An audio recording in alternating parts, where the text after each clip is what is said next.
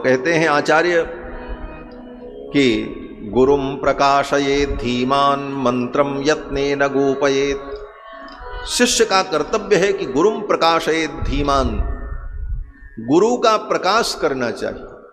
गुरु का प्रकाश माने गुरुदेव का प्रचार हो, गुरुदेव को दुनिया जाने, उनके ज्ञान से लोगों को लाभ मिले, ये कार्य शिष्य को करना चाहिए।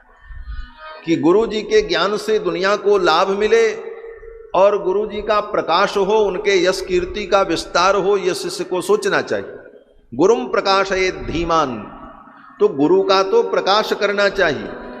और मंत्रम यत्नेन गोपयेत, और गुरु जी ने जो मंत्र दिया है उसको छिपाना चाहिए। गुरु का प्रकाश करना चाहिए और गुरु ने जो मंत्र दिया उसको छिपाना चाहिए। गुरुम प्रकाशयेत धीमान मंत्रम यत्नेन गोपयेत अप्रकाश प्रकाशाभ्याम क्षीयते संपदायुषी।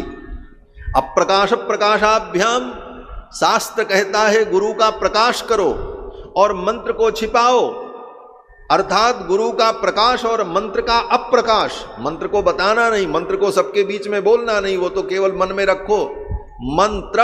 मंत्र का मतलब है जो मन में रहेगा तब तुम्हारा त्राण करेगा। मन से बाहर आ गया, आपने बोल दिया तब वो त्राण नहीं करेगा। इसलिए मंत्र को तो मन में रखना चाहिए। मननात् त्रायते, जो मनन करने पर त्राण करता है, रक्षा करता है, इसीलिए उसका नाम मंत्र है। इसलिए मंत्र को जोर से नहीं बोलना चाहिए, मन में ही बोलना चाहिए। हाँ, भगवान का नाम जोर से बोल सकते हैं, नाम संकीर्तन जोर से बोला जाता है, लेकिन मंत्र तो मन में ही जप होना चाहिए। अब आजकल तो बड़ी नास्तिकता व्याप्त है, माइक लेकर के लोग गायत्री मंत्र पढ़ रहे हैं, त्र्यंबकम जजामहे चिल्ला रहे हैं माइक पढ़ करके और कह रहे हैं हम मृत्युंजय मंत्र पढ़ने हमारी रक्षा होगी। तुम्हारी रक्षा नहीं होगी, विनाश हो जाएगा।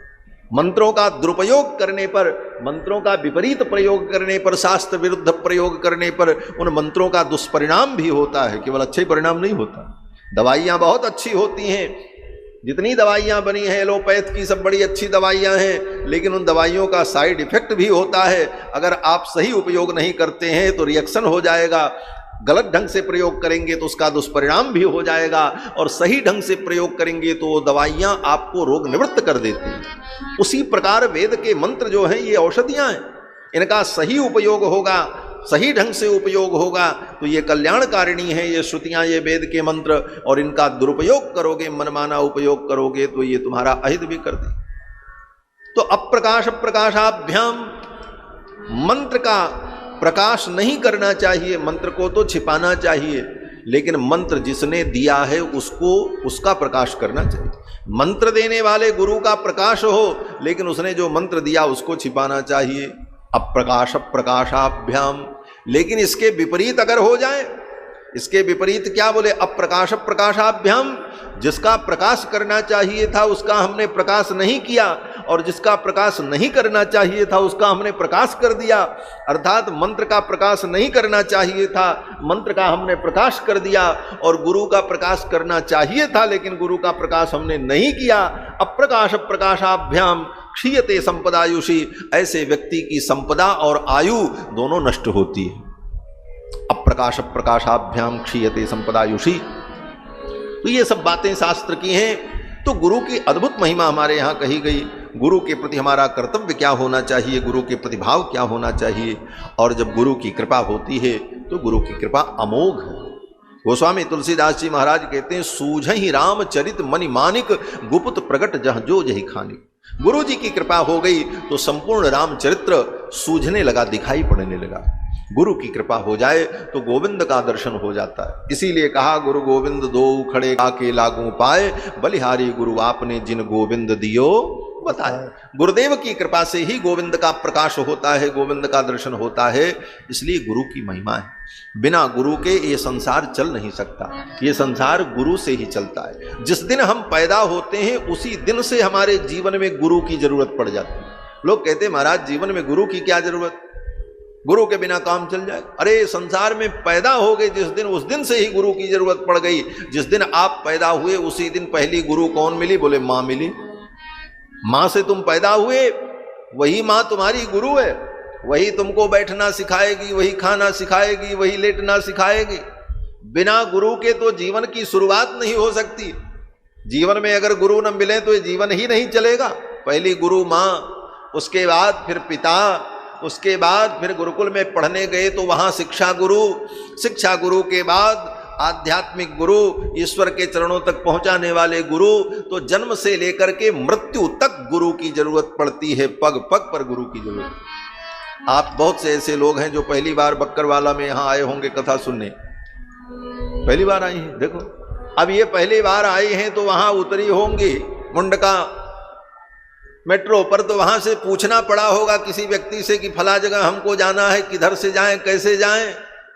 तो जिससे आपने पूछा और उसने आपको रास्ता बताया वो भी गुरु, बिना गुरु के तो आप यहां भी नहीं पहुंच पाए। गुरु की जरूरत तो पग पग पर है इस दुनिया में, हर क्षण।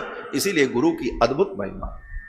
बिना गुरु तत्व की कृपा के संसार की जीवन यात्रा भी नहीं चल सकती। अब अंतर जरूर है कि इन समस्त गुरुओं में किसका अधिक महत्व है, किसका कम महत्व है। बोले जो व्यक्ति ईश्वर के चरणों तक पहुंचाता है वह परम गुरु होता है, वह सर्वश्रेष्ठ गुरु होता है। बाकी संसार में गुरु मिलेंगे, सब काम के लिए गुरु की जरूरत पड़ेगी, लेकिन जो ईश्वर के चरणों तक पहुंचावे वो परम गुरु, परम आराध्य होता है। क्योंकि ईश्वर के चरणों तक पहुंचना यही जीवन का परम लक्ष्य है, और वही सबसे बड़ा हितैषी गुरु है। कौन हितैषी गुरु? बोले जो तुमको भगवान के चरणों से जोड़े। तुलसी सो सब भांति परम हित, परम पूज्य प्राण ते प्यारो, जाते होए स्नेह राम पद, ये तो ही मतो हमारो। गोस्वामी जी महाराज कहते हैं जिसके संबंध से, जिसकी कृपा से, जिसके सहयोग से भगवान गोविंद के चरणों में प्रीति उत्पन्न हो, भगवान के चरणों की भक्ति प्राप्त हो, वह परम गुरु है। उसकी कृपा से हम भगवान के चरणों तक पहुंच पाते हैं। इसलिए वह हमारे जीवन में परम आदरणीय, सम्माननीय है, और उसके लिए हमारा जीवन समर्पित होना चाहिए। गुरुदेव की महिमा कही, और इसके बाद गोस्वामी तुलसीदास जी ने सत्संग की महिमा कही, संत समाज की महिमा। संत समाज से ही हम इन सारी चीजों को सीखते हैं। जीवन में अगर सत्संग न मिले, संत न मिले, तो कोई ये जान ही नहीं पाएगा कि भगवान कौन है, हम कौन हैं, संसार कौन है, माया क्या है, अज्ञान क्या है। इन सारी बातों की जानकारी तो सत्संग में ही हो। इसलिए सत्संग की बहुत बड़ी महिमा।